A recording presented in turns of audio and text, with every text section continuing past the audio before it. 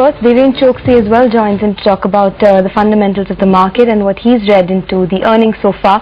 Deven, hi, morning. Before anything, all eyes will be on the Coal India listing tomorrow. What are you expecting in terms of an opening? How much could it go up by? Yeah, good morning. Well, I think going by different calculations, first I think on a fundamental side, if the company is basically, we are expecting about 16 rupees earning per share for this particular financial year, and at 15 times price multiple it translates to 245, at which I think they offered the shares.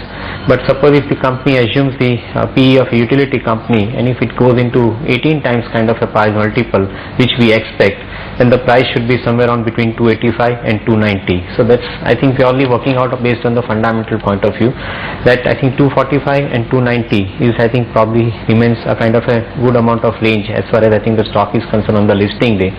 If you want to consider that, I think those investors applied by borrowing money from the market and assuming that they borrowed money at 10 to 12% rate of interest, and on over and above that, I think they probably expect the flipping gains on this particular market. Once again, if you translate every calculation and probably put across a number, that translates to somewhere around 287. So my strong reading says that I think between 275 and 290 the stock should debate into the market.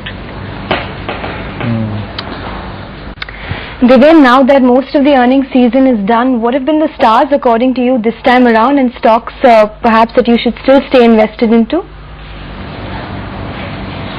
I think of the lot in the recent past, in this week or the last week, probably I think two stocks on the banking space which gave a very pleasant surprise. One is on the ICICI Bank side and second is on the IDBI Bank.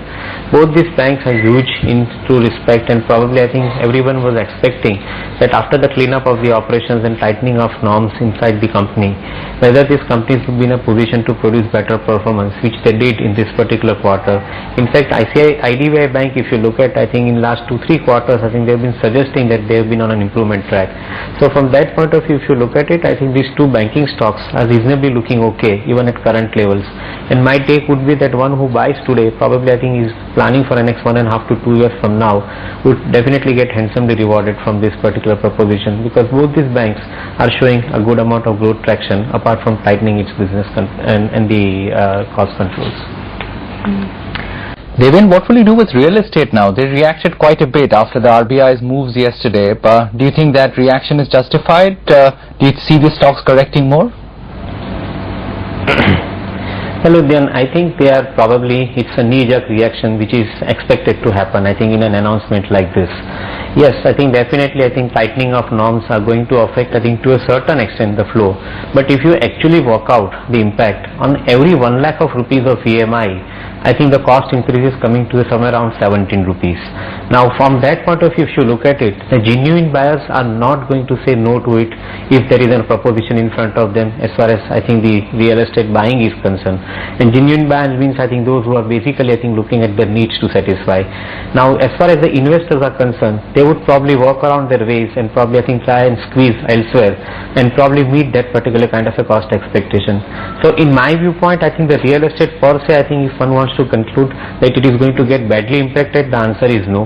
To a certain extent, I think it may get impacted, the answer is yes. But I think over a period of time, I think there would be ways in which people would deal with this kind of a situation also.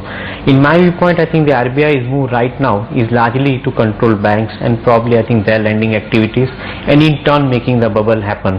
So probably if you look at that particular broader aspect, I think you would appreciate yes, the move is in the right direction. I don't think that it is going to affect significantly to the demand of real estate players. Probably I think in major cities it may have some impact, but I think for a while. Otherwise I think it's not likely to impact them as much. Alright. Deven, what do you think? Are we headed to 63, 63.50 from here in the next 1 week or so? Yes, Udyan, I think I am clear about it, that I think we should be, because I think important reasons are the fundamentals of the markets are suggesting that yes, I think it has got enough amount of momentum due to the good results.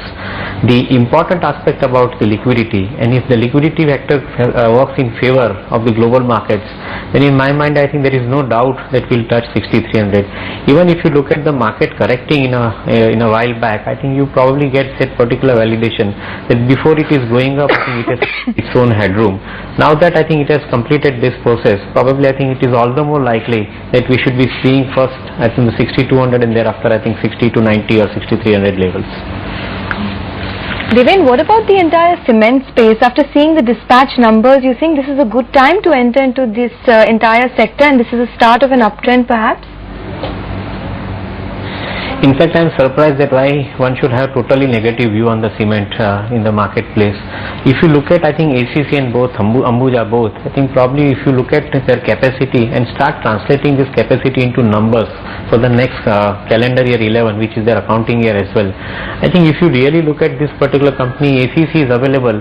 Even if I consider that 85% of the capacity is utilized by ACC, then in such situation also, and around 200 to 220 rupees per bag as a realization, in such situation also, I think the ACC is trading somewhere around between 8 to 10 times forward price earning estimates on its capacity of 85% utilization. The Ambuja's case is somewhere around 10 to 12 times. So from that point of view, if you look at that, I think they are not trading expensive, and at the same time, all the more possibility that cement companies probably would have higher amount of dispatches going forward, including in the southern region in this particular type of the financial year and the next calendar year. So I would stay relatively bullish on cement stocks, and particularly like ACC and Ambuja from investment point of view. Even the regional player like Madras Cement probably showing some good amount of signs for improvement as far as I think their operations are concerned. Deven, in a market that is perhaps uptrending from here, if you would have to position your portfolio, what would you do with metals right now? Would you still stick to positions in stocks like Tata Steel or Sesa Goa, or because of the kind of volatility that we're seeing in the global commodity space, you would exit some of these stocks? No, in fact, I think this volatility and the stock prices going down, I think is an opportunity, I think, to buy this particular space. Particularly, I think if you look at companies like Tata Steel and companies like Sterlite, both these companies are very, very interestingly positioned. Sterlite, of course, I think is also very, very attractive on the valuation side. From a point of view of looking at this company, you also have to look at the kind of possibilities for the offloading of the energy division, which would probably, I think, unlock the value for this company, and should, as and when I think this particular stake buy takes place for Balco, I think that should ultimately result very positive for this company. So in my viewpoint, I think companies like Sterlite and Tata Steel should be bought at current levels. In fact, I think I would take a contra bet in this market. Okay. Deven, what would your preferred picks be in the fertilizer space now if you back that sector for the longer term? I think if I have to play safe and probably I think believe in this particular sector going forward, Tata Chemical would probably I think would stay in my list as far as I think the choice is concerned. Won't be elaborating much on this particular subject, but I think what we find is that if one has to probably I think counter some amount of risk within this space due to the government policy changes and otherwise I think those perceptions, I think Tata Chemicals would probably give the margin of safety as well. At the same time, I think a higher growth opportunity given the size of the business.